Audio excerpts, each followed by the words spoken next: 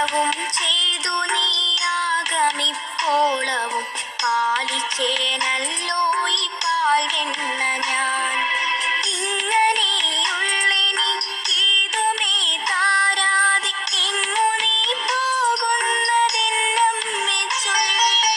ഓമന പൈതൽ താനിങ്ങനെ ചൊല്ലിത്തൻ കോമളച്ചുണ്ടു പിളുർക്കും നേരം ഉണ്ണിക്കൈ തന്നിനെ വച്ചു നിന്നീടിനാൾ വെണ്ണ താൻ കൊണ്ടുപോന്നമ്മയപ്പോൾ.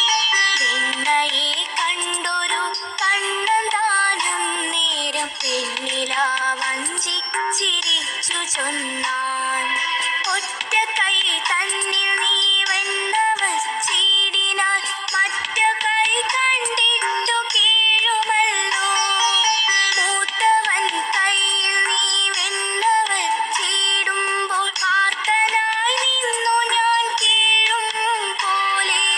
ഇങ്ങനെ കേട്ടവൾ വെണ്ണയ്ക്കു പിന്നെയും അങ്ങോട്ടിരിഞ്ഞു നടന്ന നേരം കയ്യിലെ വെണ്ണയെ പയ്യവേ വായിലിട്ടയ്യോ എന്നിങ്ങനെ ചൊല്ലി ചൊന്നാൽ.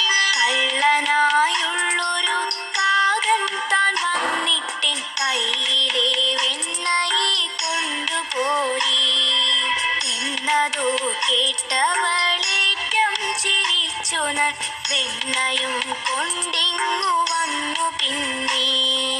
വൈകാതെ വണ്ണമക്കൈതവ പൈതൽ തൻ കൈകളിൽ രണ്ടിലും വെണ്ണ വച്ചാൽ.